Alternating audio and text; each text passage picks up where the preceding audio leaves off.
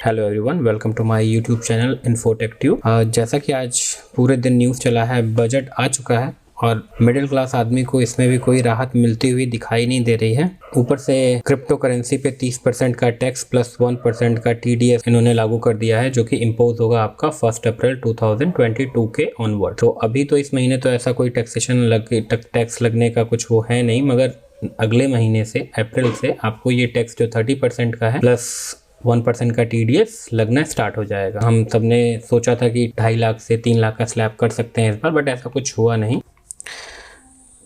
मेरे ओपिनियन से मुझे क्या लगता है, मुझे लगता है कि गवर्नमेंट इस सेशन में तो अब बिल इंट्रोड्यूस नहीं करेगी, वो तो ऑलमोस्ट साफ दिखाई पड़ रहा है, क्योंकि 30% का टैक्स इंट्रोड्यूस करके इन्होंने इम्पोज करके लोगों पे ये तो साफ कर दिया कि बैन नहीं करेंगे।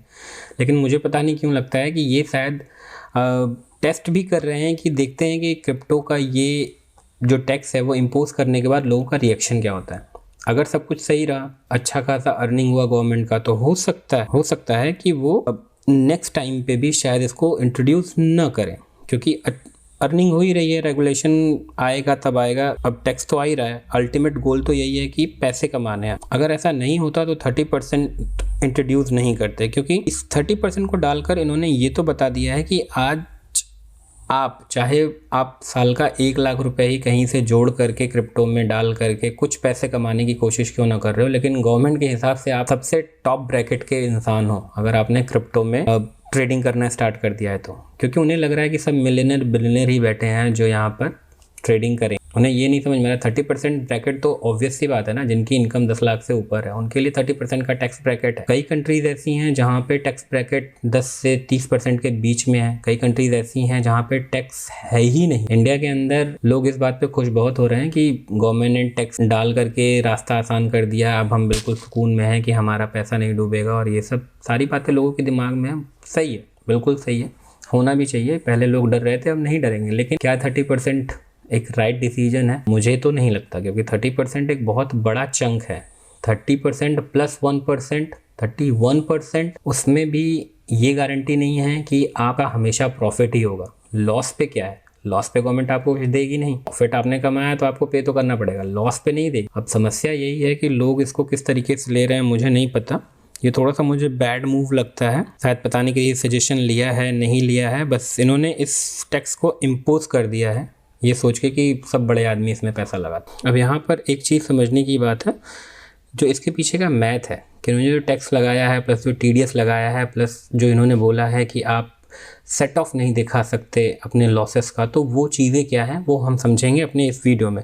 अगर आपको ये वीडियो पसंद आए तो प्लीज़ मेरे चैनल को लाइक सब्सक्राइब जरूर करिएगा। पहली चीज़ जो मैं आपको बताने वाला हूँ वो है कैलकुलेशन 30% टैक्स का। बहुत ही ईजी है, सिंपल, जैसे सारे टैक्स कैलकुलेट होते हैं आपकी इनकम पे वैसे ही है। इसमें कुछ भी नहीं है कि आप अगर कोई पैसा अपने अकाउंट में पे करते हैं और उसके बाद वो टोटल अमाउंट ऐड करके आप उस पर टैक्स मारा जाएगा, ऐसा कुछ नहीं है। मान लीजिए आपने अपने अकाउंट में 1000 रुपीज़ जमा किया, ठीक है, उस किसी भी एक्सचेंज में, जैसे कि WazirX मान लीजिए एग्जांपल, आपने उसमें 1000 रुपये जमा किया, 1000 रुपये में क्रिप्टोज़ खरीदे और उस 1000 रुपये की वैल्यू 1 महीने 2 महीने या कभी भी उस विद इन फिजिकल ईयर के अंदर 2000 हो जाती है और आपने उसे सेल कर दिया, तो आपका जो प्रॉफिट हुआ वो 2000 माइनस 1000 रुपीज़ हुआ। टैक्स जो आपका है वो 30% बना, मतलब 1000 का 30% जो आपका प्रॉफिट होगा केवल उस पर वो है 300 रुपीज़।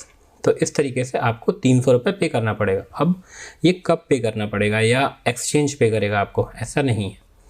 ये आप कैलकुलेट करेंगे उस फिजिकल ईयर में। आप चाहें तो बाई मंथली अपना एक कैलकुलेशन निकाल सकते हैं कि इस महीने मैंने 1000 रुपये डाले थे अपने क्रिप्टो करेंसी में, उस 1000 रुपये में मैंने सेल आउट किया, उसके बाद 2000 रुपये का सेल आउट किया, 1000 रुपये मेरा प्रॉफिट बना, वो 1000 रुपये मैंने निकाल लिए अपने बैंक अकाउंट में डाल दिया और उस 1000 रुपये को कैलकुलेट करके 300 रुपये अपने टैक्स पे कर दिया गवर्नमेंट को, ठीक है। या फिर पूरे साल के एंड में आप पूरी कैलकुलेशन कर सकते हैं कि आपने अपने बैंक अकाउंट से एक्सचेंज में कितना पैसा डाला, और एट द एंड अगर आपने बीच में कभी पैसा नहीं निकाला है तो इस समय आपके अकाउंट में पूरा पैसा कितना है, अगर आप और जो आप पैसा निकाल रहे हो क्या वो पैसा आपके डाले गए अमाउंट से ज़्यादा, ठीक है।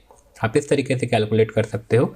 अगर वो 1 लाख रुपए मान लीजिए आपने डाला है और वो 2 लाख रुपए हो गए और आपने उसे निकाल लिया है, तो आप उस 1 लाख रुपए पे 30% मतलब 30,000 रुपये का आप गवर्नमेंट को टैक्स पे करोगे। तो ये तो 30% इसी कैलकुलेशन है। दूसरी चीज़ है जो 1% का TDS है, ये सबसे कंफ्यूजिंग रहा है आज पूरे दिन में। बहुत सारे लोगों ने बहुत तरीके के आंसर दिए हैं, बट जो मुझे समझ में आता है वो सिंपल सा इनका हिसाब किताब था। इस वाले में जो मुझे लग रहा है और जो इनका पूरा जिस तरीके से लाइन इन्होंने लिखी थी उस टाइम पे, जो वर्बियाज इन्होंने यूज़ किया था संसद के सत्र में, उसके हिसाब से ये था कि कोई भी ट्रांजैक्शन, डिजिटल ट्रांजैक्शन अगर आप करते हो तो उस पर 1% का TDS लगेगा। ये TDS इन्होंने इसलिए लगाया है ताकि गवर्नमेंट के पास एक रिकॉर्ड रहे कि आपने TDS पे किया है, मतलब आपने क्रिप्टो में ट्रांजैक्शन किया है, एक डिजिटल करेंसी में ट्रांजैक्शन किया है। अब होगा कैसे, मान लीजिए वही सेम 1000 रुपये का अगर आपने एक्सचेंज में वजीर एक्स में मान लो 1000 रुपये के आपने टोकन्स खरीदे या कॉइन्स खरीदे, तो उस 1000 रुपये पे वजीर एक्स आपको 10 रुपये एक्स्ट्रा चार्ज करेगा एज अ TDS 1%, प्लस वो आपको सर्विस फ़ी जो उसकी है इस समय 0.20%, मतलब 2 रुपये, 1000 रुपये पे वो आपको 10 + 2 रुपीज़ 12 रुपये का चार्ज करेगा, जो अभी तक केवल 2 रुपये था ट्रांजैक्शन सर्विस फ़ी का।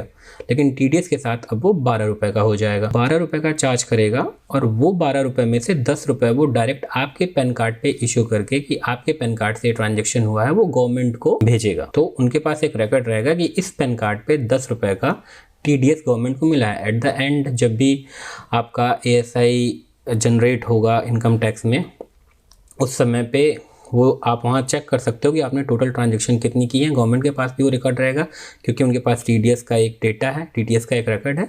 सेम जब आप सेल करोगे, मान लो उस 1000 रुपये की वैल्यू आपकी 1000 ही है या 2000 हो गई है, तो उस पर 1% का TDS मतलब 20 रुपीज़ का TDS काट करके वो गवर्नमेंट को पे करेंगे। तो इस तरीके से वो TDS काटेंगे, ठीक है। और ये मोस्ट प्रोबेबली जो हमें लगता है कि ये, क्योंकि ये सबसे फर्स्ट स्टेज ऑफ सोर्स पे TDS कटता है हमेशा, जो ट्रांजैक्शन का फर्स्ट सोर्स होता है TDS हमेशा वहाँ से कटता है। तो ये हमेशा आपके वजीर एक्स प्लेटफॉर्म या कोई भी एक्सचेंज जो आप यूज़ करोगे ये वहाँ से कटेगा।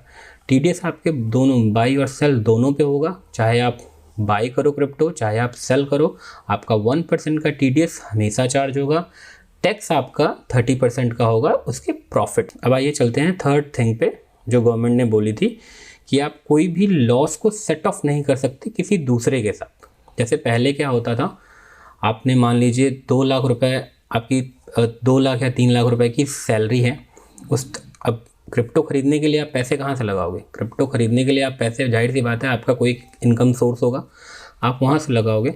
जैसे मेरी सैलरी है, मैं अपनी सैलरी का एक छोटा सा पार्ट क्रिप्टो खरीदने के लिए अपने एक्सचेंज में ट्रांसफ़र करता हूँ और वहाँ से मैं बाई कर लेता हूँ। अब इस बाई के थिंग में क्या होता है कि मैंने बाई तो अपने सैलरी से ही किया है, ठीक है, लेकिन अब मैंने मान लो 5 लाख रुपए मेरी सैलरी है, मैंने 1 लाख रुपए अपने अकाउंट में डाल करके क्रिप्टो बाई कर लिया, ठीक है, साल में, और वो 1 लाख रुपए मेरा लॉस हो गया, ठीक है। तो अब मैं वो लॉस ये कह के नहीं बता सकता कि ये 5 लाख रुपए में से 1 लाख रुपए पे मैं टैक्स नहीं दूंगा क्योंकि 1 लाख रुपए मैंने अपनी सैलरी से ही क्रिप्टो में डाला था और मेरा लॉस हो गया। नहीं, उस 1 लाख रुपए आपका जो टैक्स है वो आपके पूरे 5 लाख पे लगेगा। आपको आप भी एक सिंपल तरीके से समझ सकते हैं। जब भी कोई, मान लीजिए कोई कंपनी है जो कोई प्रोडक्ट बनाती है, ठीक है, अब वो वहाँ पर एक्सपेंसेस दिखाती है कि मेरा ये एक्सपेंस होता है, उसके बाद फिर जो भी उनका प्रॉफिट होता है वो उस पर टैक्स पे करती है, ठीक है। टोटल वैल्यूएशन में जो एक्सपेंस होता है उसको माइनस करके जो प्रॉफिट होता है उस पर पे करती है। लेकिन यहाँ पर ऐसा नहीं होगा। यहाँ पे आप क्रिप्टो का लॉस क्रिप्टो में सेट ऑफ कर सकते हो। मान लो कि अगर 1000 रुपये का आपने इस महीने कोई 10 टोकन खरीदा, वो 2000 की वैल्यू हो गई और अगले महीने फिर आपने 2000 का लॉस खा लिया, तो आप तो ज़ीरो पे आ गए, मतलब आप फिर से 1000 रुपये पे आ गए या ज़ीरो पे आ गए। तो आप वहाँ पे ये सेट ऑफ दिखा सकते हो कि नहीं, मेरा तो अभी प्रॉफिट हुआ ही नहीं है। 1000 का अभी तक 1000 बना, आपने 10 ट्रांजेक्शन की, टोटल आपने कैलकुलेशन किया कि भाई 10,000 का ट्रांजेक्शन कर चुका हूँ, 1000 का ख़रीदा, 1500 का बेचा, फिर 1500 का ख़रीदा, 1000 का बेचा, तो मैं तो सेम पोजीशन पे हूँ, तो अब मैं वहाँ पे टैक्स नहीं पे करूँगा। बिल्कुल सही है। जब आप क्रिप्टो में करोगे लॉस तो आप क्रिप्टो में दिखा सकते हो कि ये मेरा लॉस है, मगर क्रिप्टो का लॉस आप किसी दूसरे के साथ सेट ऑफ नहीं कर सकते। ये है गवर्नमेंट का कहना।